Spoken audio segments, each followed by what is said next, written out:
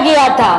और एनआरसी के मुद्दे में बिहार के कई ऐसे जो विधानसभा जाने वाले सदस्य थे वो उस मुद्दे में खाक होकर रह गए, और वो आज फिर एक उम्मीद लेकर आपके बीच मास्टर मुजाहिद साहब, मैं आपको एक सही दिशा की तरफ ले जाने के लिए एक सही बात बताने के लिए आई हूं कि मास्टर मुजाहिद जैसे मुजाहिद मर्द, मुजाहिद जनप्रतिनिधि जिनको कहते हैं, या मुजाहिद आप इनका जो भी नाम दें ये कम है।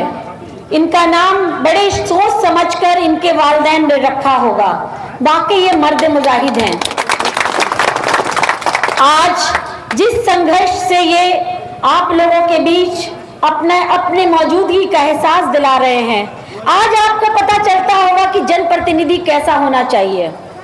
पिछले 5 वर्षों में जनप्रतिनिधि के रूप में आपने क्या देखा? आप मुझे बता सकते हैं कि कभी आपके जनप्रतिनिधि ने जो जिनको आपने लोकसभा भेजा, मैं उनकी शिकायत नहीं कर रही, लेकिन एक ऐसा जनप्रतिनिधि जिसे अपने जनता के दुख और सुख से कोई सरोकार ना हो, उसे जनप्रतिनिधि का कोई हक नहीं है, अधिकार नहीं है। जनता के बीच सिर्फ भाषणबाजी नहीं चलती, जनता को काम चाहिए, जनता को परिणाम चाहिए। जनता के बीच जो काम करेगा वही उसका खैरख्वाह है, वही उसका बेटा है। आज वक्त ऐसा आया है किशनगंज की सरजमीन पर हम लोगों को सोचने को मजबूर है। हम मानते हैं कि हम महागठबंधन के भागीदार हैं, हम महागठबंधन के साथी हैं, हम सभी लोग महागठबंधन में चुनाव लड़ने के लिए तैयार हैं। लेकिन महागठबंधन में अगर 2 बेटा आपको मिलता है, एक ऐसा बेटा जो बड़े ओहदे पर आकर अपने बाप को बाप कहने से इनकार कर देता है। मैंने कई तारीख में ऐसे लोगों को देखा है। हमारे यहाँ एक गालिब प्रोफेसर जामिया करके एक नाम हुआ करता था, उन्होंने उनके वालिदैन ने बड़ी गरीबी में पढ़ाया था अपने बच्चे को, और वो जामिया के प्रोफेसर हुए। लेकिन बदकिस्मती ऐसी हुई कि उनके वालिदैन को अपने बेटे ने सही से नाम तक नहीं लिया।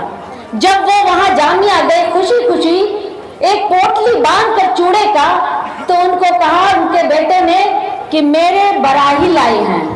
उसके बाद वो खुददार बाप वापस आता है और दोबारा कभी भी अपने बेटा के यहाँ नहीं जाने का कसम लेता है, और वो आखिरी सांस अररिया की उसी सरजमीन पर तोड़ देता है, मगर अपने बेटे के दरवाजे पर कभी नहीं जाता।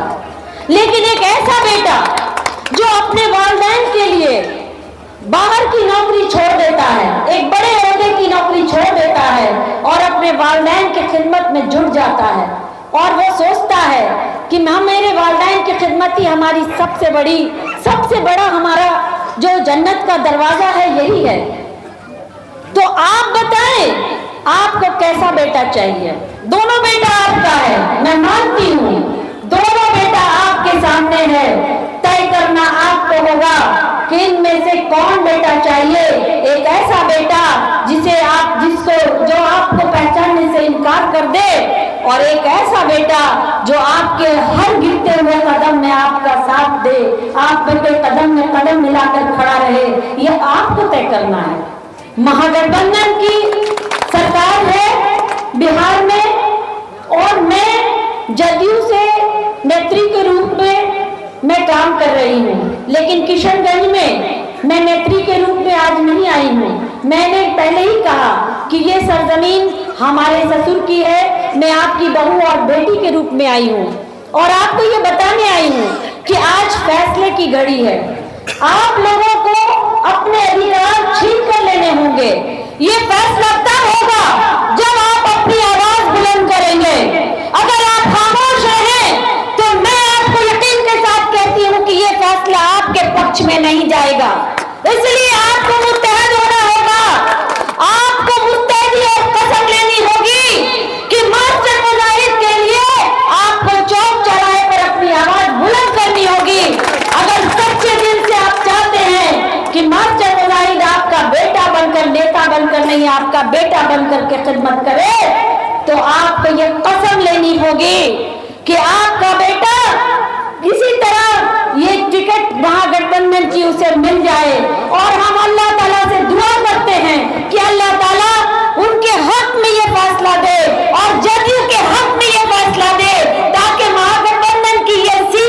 बरकरार रह जाए। आप तमाम लोग जानते हैं कि तमाम कामें मुख्यमंत्री नीतीश कुमार जी आज यहां देख रहे हैं कि सभी जगह तीर छाप और नीतीश जी के चेहरे हैं। हम सभी अज्ञात सिपाही हैं नीतीश कुमार जी के। नीतीश जी ने बिहार में बहुत काम किया है और उनके जो भी नेता रहे हैं उन्होंने पूरी मुस्तैदी से बिहार के विकास में, बिहार की तरक्की में अपना पूरा बहुमूल्य सहयोग दिया है। और आज भी किशनगंज की जमीन को नीतीश कुमार जी याद करते हैं। ऐसा नहीं है, नीतीश कुमार जी की नजरों में किशनगंज, ये सीमांचल का जो इलाका है, ये उनकी अहमियत बहुत रखता है।